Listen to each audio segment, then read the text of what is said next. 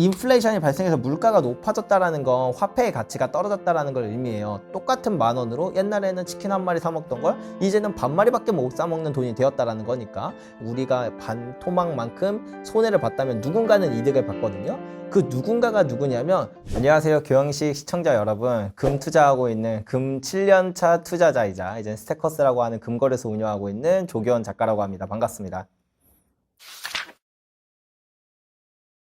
아무래도 이 금이라고 하는 게 우리가 역사를 되짚어보면 금을 좀 이해하는 데 쉬울 것 같아요. 뭔가 우리가 금이 왜 가치가 있을까 하면은, 금은 사실 돈이었어요. 돈이라고 하면 가장 먼저 떠올리는 게 뭐 신사임당에 그려진 종이라던가 아니면 이제 미국의 달러라던가 요런 거를 많이 떠올리는데, 그거는 정확하게 말하면 돈은 아니에요. 화폐라고 말하는 게 맞아요. 과거에는 사람들이 이제 물물 교환을 하던 시기가 있었어요. 나는 딸기 농사를 지어서 딸기를 잔뜩 만들었는데, 딸기 농사를 아무리 많이 지어도 쌀이 필요하잖아요. 그러면은 이제 쌀 농사를 진 사람한테 가서, 야, 나 딸기 나왔는데 나랑 바꾸지 않을래? 라고 해서 이렇게 바꾸고.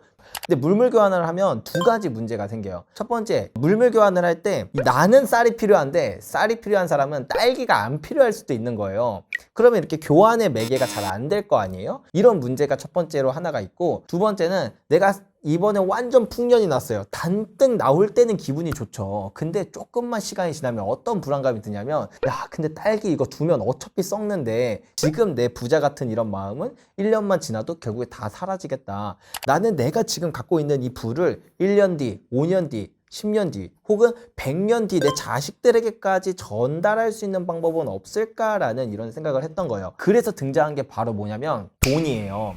돈은 교환의 매개이자 가치 저장 수단이어야 한다라고 이렇게 정의가 되거든요. 그러니까 교환을 할 수 있어야 돼요. 그리고 나의 부가 저장이 돼야 돼요. 돈은 네 가지 속성을 만족해야만 돈이 되는구나라는 걸 깨닫게 된 거예요. 그 속성들을 뭐 하나씩 나열하자면, 희소성, 희소하지 않은 것들은 이제 가치가 떨어지니까 빼고요. 안전성, 뭐 독성이 있다던가 뭐 방사능이 있다던가 폭발의 위험이 있다던가 이런 것도 빼야겠죠. 그리고 불변성, 뭐 물을 만나면 액체로 변한다던가 막 기화가 된다던가 이러면 안 되잖아요. 네 번째로 분할성, 다이아몬드처럼 이게 자르기도 어려워. 그럼 이제 거스름돈을 주기도 어렵고 이렇게 되니까 지구상에 있는 모든 원소들 중에 이 네 가지 조건을 만족하는 걸 찾으면 결국에 금이랑 은밖에 안 남았어요. 그래서 사람들은 이 금과 은을 신의 돈이라고 불렀고, 실제로 그렇기 때문에 5,000년 동안 돈으로서 쓰여 왔거든요. 자, 근데 이게 이 돈들의 가장 큰 문제가 뭐냐면, 금이랑 은은 희소하다라는 게 얘가 갖고 있는 가치이지만 다른 이면으로는 그게 정말 치명적이기도 해요.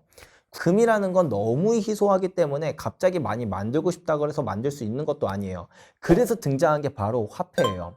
솔리두스라고 하는 금화가 있거든요. 이제 로마 시대 때 썼던 순금의 형태의 금화였는데, 시간이 지나니까 금이 너무 부족하니까 여기다가 은근슬쩍 구리 같은 걸 타기 시작해요. 그래서 원래는 1 솔리두스는 금화만큼의 순금의 금과 동일한 가치였는데, 여기에 슬쩍슬쩍 구리를 타서 솔리두스의 가치가 낮아지니까 원래는 그냥 금 이퀄 1 솔루두스였던 게, 이 금을 살려면 2 솔루두스를 줘야 되고 3 솔루두스를 줘야 되고 이 화폐의 가치가 낮아지는 거죠. 이처럼 화폐가 등장함에 따라서 순도를 낮춘다던가 아니면 은근슬쩍 중량을 낮춘다던가 하는 방식으로 화폐와 돈이 분리되는 형태가 많이 돼요. 근데 이것도 이제 어느 정도 시간이 지나면 경화였던, 그러니까 딱딱한 돈이었던 게 종이로 바뀌어요. 그래서 우리가 지금 쓰고 있는 이런 종이 돈들이 이제 결국엔 이제 화폐라는 걸 이해하면 되는데, 자, 이제 여기서 핵심이에요. 전 세계의 가장 큰 패권을 가지고 있는 패권 국가가 결국에는 기축통화라고 하는 전 세계의 모든 돈의 중심이 되는 화폐를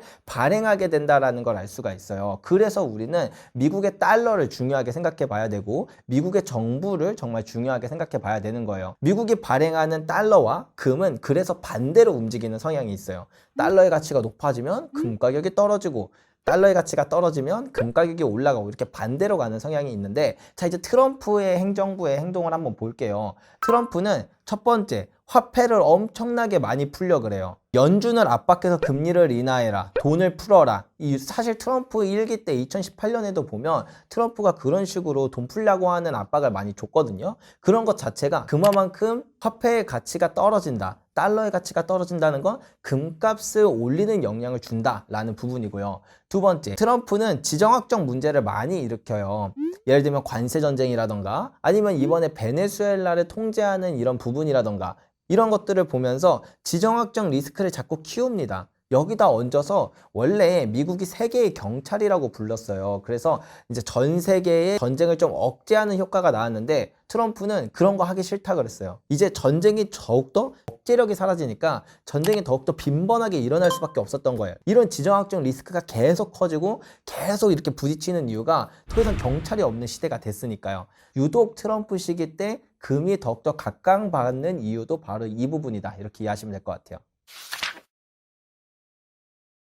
막연하게 생각하면 전쟁이 일어난다라는 건 뭔가 불안감이 커지잖아요. 불안함이 커지면 사람들은 안전자산을 찾으니까 금과 같은 자산이 오른다. 이렇게 생각을 해볼 수 있는데 베네수엘라는 전 세계에서 석유 매장량 1위로 불려요. 베네수엘라와의 이런 마찰이 있는 그런 과정 가운데서 베네수엘라의 공급 인프라가 많이 흔들리게 된다라고 볼 수가 있겠죠. 그 말은 원자재 가격이 상승하는 데 요인이 돼요. 결국 인플레이션을 자극시키는 요소다. 인플레이션은 결국 화폐 가치 하락과 똑같은 얘기예요. 인플레이션이 일어났다? 그거는 달러를 포함한 모든 국가들의 화폐 가치가 떨어진다라는 것, 금 가격이 올라가는 거예요. 결국에 이런 전쟁이라는 이슈는 공급망을 흔들기 때문에 인플레이션에 대한 우려가 커진다. 그래서 금 가격이 올라간다. 이렇게 생각해 볼 수가 있고 전 세계의 안전자산이라고 하는 건 딱 두 종류가 있거든요. 하나는 달러, 하나는 금이에요. 근데 이제 미국이 직접 개입을 한다던가 미국이 직접 제재를 가한다라는 건 예를 들면 중국이라는 국가라고 생각을 할게요.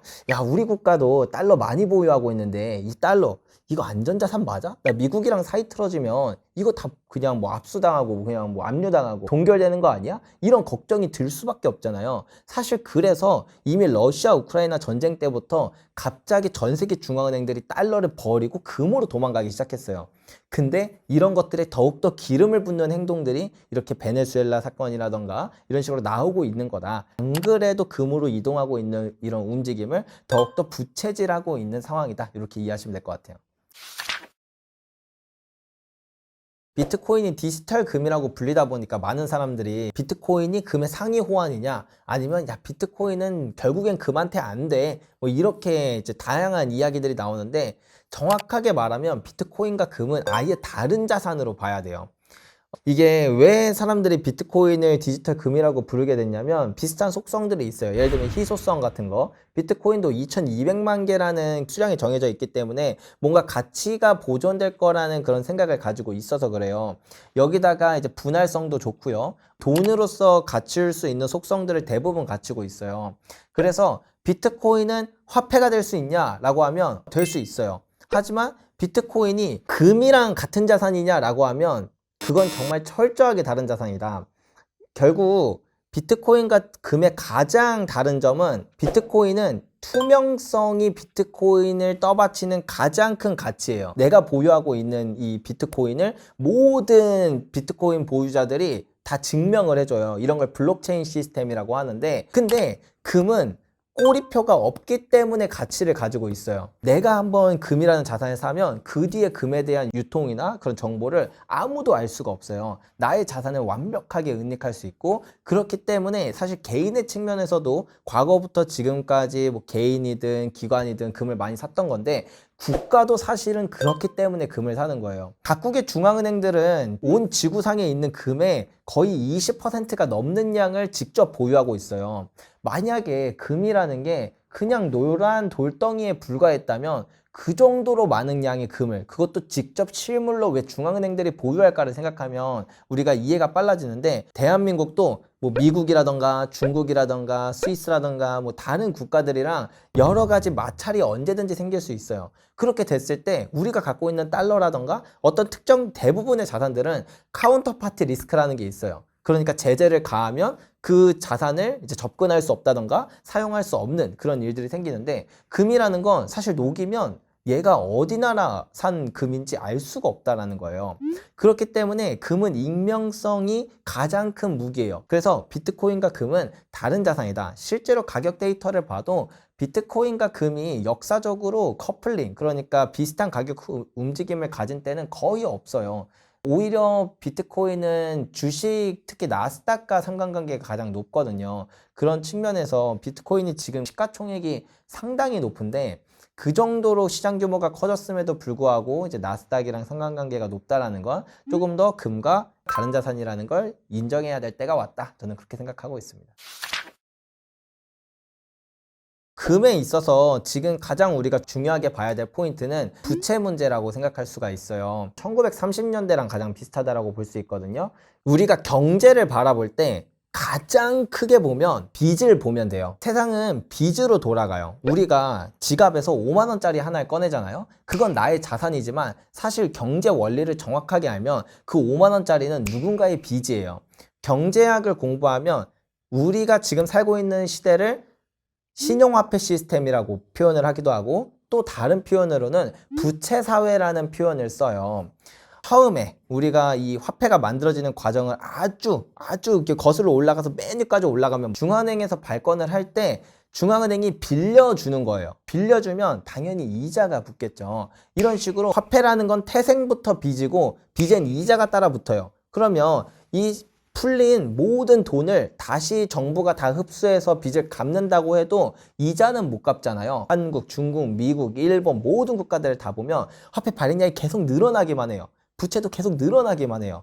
그 이유가 바로 화폐라는 건 태생부터 늘어날 수밖에 없도록 설계되었기 때문이다. 이렇게 이해하시면 되거든요. 그래서 이런 부채 사이클이라는 게 만들어지는데 지금은 역사상 가장 높은 수준의 부채 비율을 가지고 있어요. 미국 같은 경우에는 지금 한 120%가 좀 넘는데 이게 어느 정도 수준이냐면 2차 세계대전 때보다 높거든요. 그러니까 이제 각국의 다른 중앙은행들도 다 비슷한 상황인데 미국조차 그런 상황이 되니까 다른 중앙은행들은 이렇게 생각하는 거죠. 야, 미국이 저 빚을 과연 갚을 수 있을까? 나는 달러 가치에 대한 신뢰가 많이 떨어지는데? 라는 생각을 하는 거죠. 그러면 달러 가치가 떨어진다라는 건 내가 달러를 보유하고 있는 것에 대한 리스크가 생긴다는 거예요. 내가 지금 갖고 있는 이 1000억 달러가 5년 뒤 혹은 10년 뒤에 지금과 같은 10억 달러의 가치를 가지고 있지 않을 거라는 확신이 드는 거죠. 그게 바로 금값을 올리고 있는 가장 큰 요인이에요. 그래서 각국의 중앙은행들이 달러를 사지 않는 것, 그게 달러의 가치가 떨어질 수밖에 없는 시기다. 그럼 부채는 어떻게 줄일까요? 세 가지 방법밖에 없거든요. 첫 번째,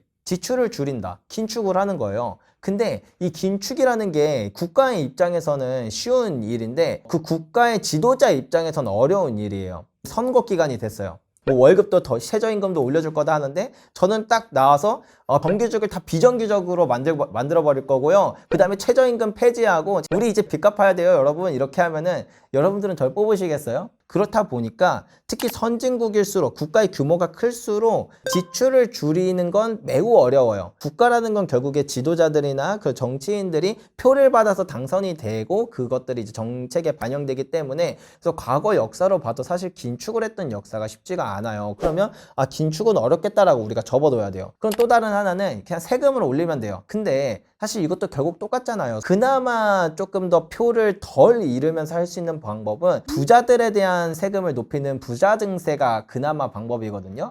근데 사실 부자 증세를 하면 부자가 떠난다는 것도 문제지만 떠나지 않고 잡아서 그 재산을 다 압류한다고 하더라도 국가 부채를 갚기에는 턱없이 부족해요. 두 가지가 안 되면 남은 한 가지 방법이 뭐냐면 화폐의 가치를 떨어뜨리는 것밖에 방법이 없어요.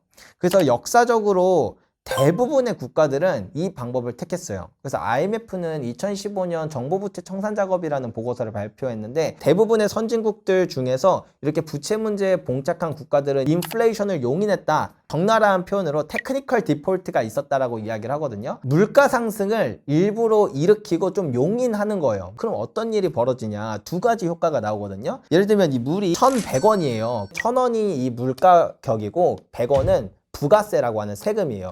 근데 이 가격이 2배가 올랐어요. 그러면 우리는 똑같은 물을 사 먹는데 세금 100원 내던 걸 200원을 내는 효과가 나요. 그래서 인플레이션이 일어나면 자동으로 세금이 더 많이 거치는 그런 효과가 나오는 거죠. 그래서 인플레이션을 소리 없는 세금이라고 부른다. 또 하나는 인플레이션이 발생해서 물가가 높아졌다라는 건 화폐의 가치가 떨어졌다라는 걸 의미해요. 똑같은 10,000원으로 옛날에는 치킨 한 마리 사 먹던 걸 이제는 반마리밖에 못 사 먹는 돈이 되었다라는 거니까, 그거는 우리가 갖고 있는 현금의 가치가 반으로 줄어서 우리가 반 토막만큼 손해를 봤다면 누군가는 이득을 봤거든요. 그 누군가가 누구냐면 돈을 빌려준 사람들이 이득을 봐요. 왜냐하면 돈을 빌려준 사람은 화폐의 가치가 높을 때 빌렸다가 나중에 화폐의 가치가 헐값일 때 갚으면 되는 거니까. 전 세계에서 가장 빚이 많은 주체가 누구냐? 바로 정부예요. 그래서 정부는 이런 방식으로 부채의 가치를 활활 태워서 부채 문제를 해결한다. 인플레이션은 바로 금값을 밀어올리는 가장 큰 요소예요.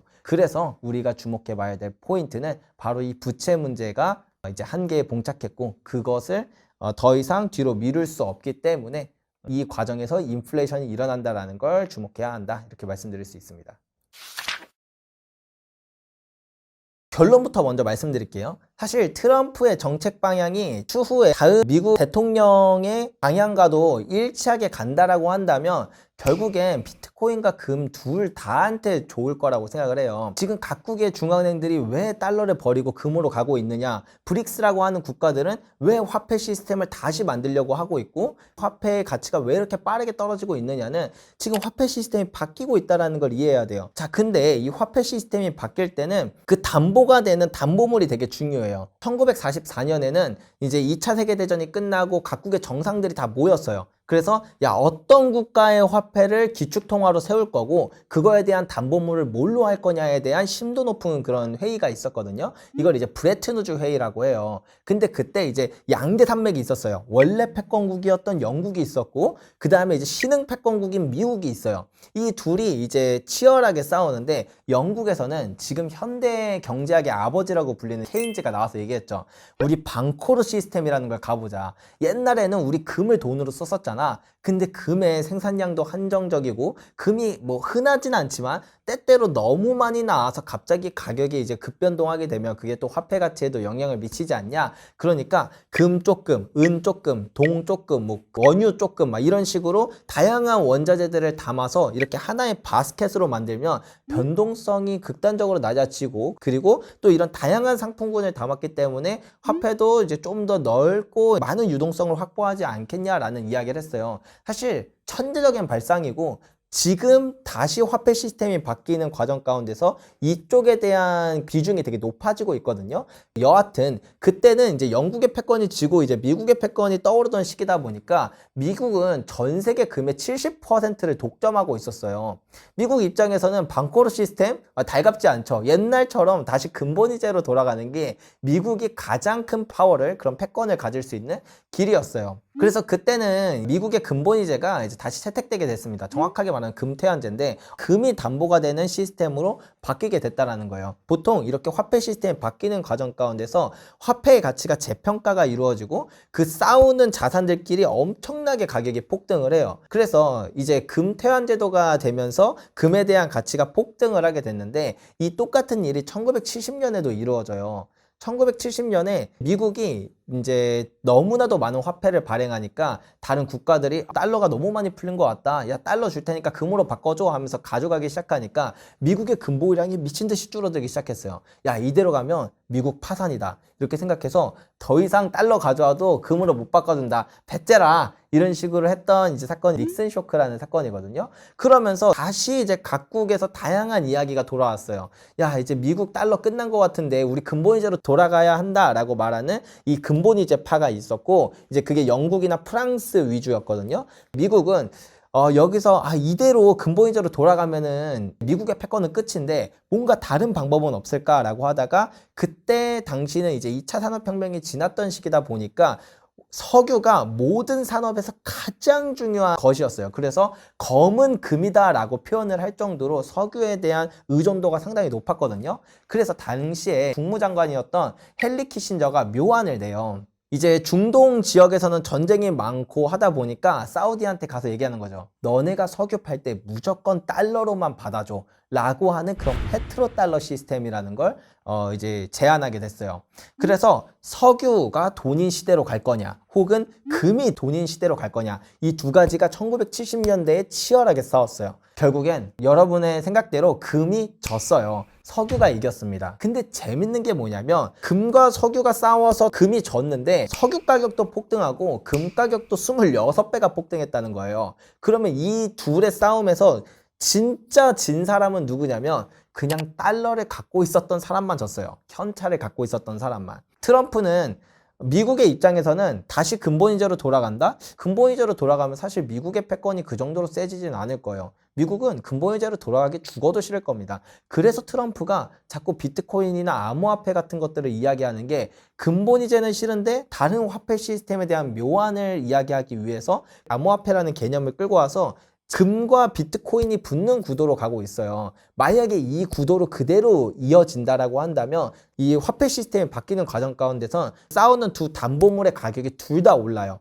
결국 제일 큰 손해를 보는 건 그냥 현금을 보유하고 있었던 사람, 예적금만 해뒀던 사람, 더 나아가서 채권에 투자하고 있었던 사람만 최악의 결과였다라는 걸 생각하면서 제가 생각할 때 만약에 지금 트럼프 정부의 방향이 이후 미국의 방향과 일치한다. 그게 암호화폐의 주력이라고 한다면 금과 비트코인이 둘 다 폭등하는 그런 방향으로 나아가게 될 거라고 생각합니다.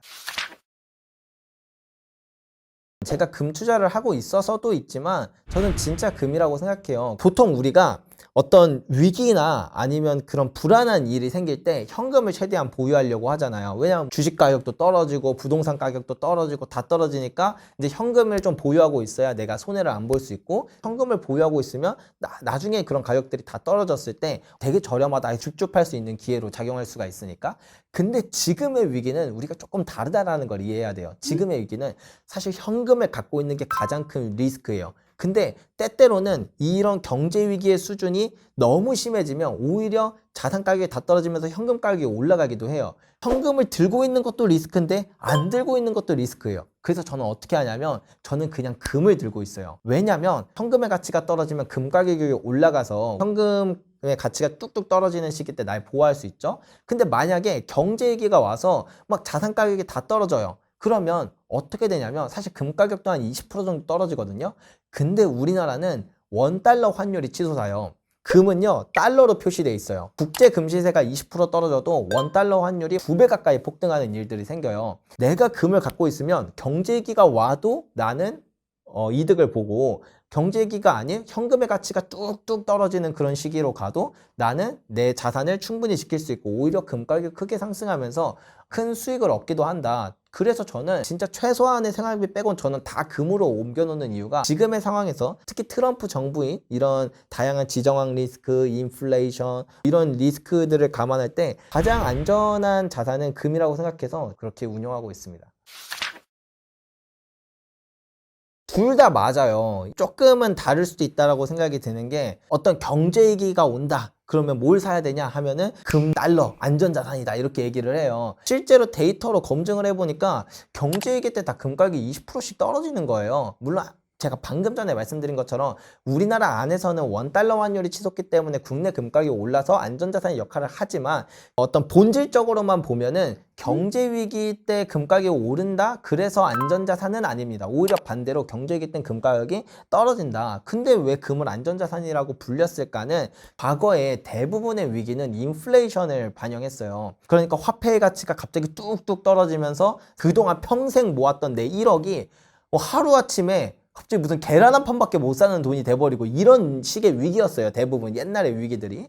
그렇다 보니까 위기 이퀄 인플레이션이고, 인플레이션을 방어할 수 있는 건 금이다 보니까 위기는 금이구나, 이게 5,000년 동안 반복돼서 그래서 금을 안전자산이라고 사람들이 믿어왔던 거예요. 근데 지금의 시기랑은 다른 경우들이 많거든요. 결론적으로 지금 우리 앞에 다가올 그런 경제 상황과 위기들은 어떤 상황일까를 생각해보면 현금의 가치가 빠르게 떨어지고 있는 걸 사실 여러분들도 느끼고 나도 느끼고 모두가 느끼고 있다라는 그 부분, 화폐의 가치가 빨리 떨어지는 그런 위기를 대비해야 되기 때문에 그런 측면에서 금이 안전자산이다라고 말씀드릴 수 있는 거고, 그리고 또 다른 하나는 우리나라 사람의 입장에서는 아까 전에 말씀드렸던 것처럼 금가격이 20% 떨어지는 디플레이션형 위기가 오더라도 원달러 환율이 치솟으면서 국내 금가격이 올라 내 자산을 지켜주기 때문에 결국엔 저는 금은 안전자산이라고 얘기해도 틀리진 않다. 이런 차이가 있음을 이해하고 투자하는 게 중요하다라고 말씀드리고 싶어서 이렇게 구체적으로 이야기 드렸습니다.